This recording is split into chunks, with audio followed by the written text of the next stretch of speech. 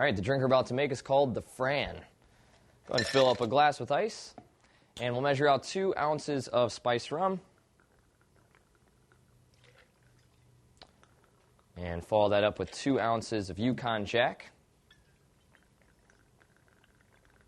No shortage of alcohol in this drink so far.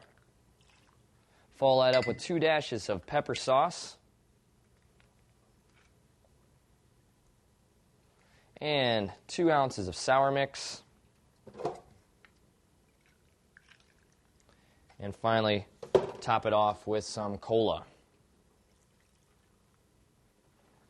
All right, grab your shaker and just pour it back and forth a couple times. That'll get it stirred up real well.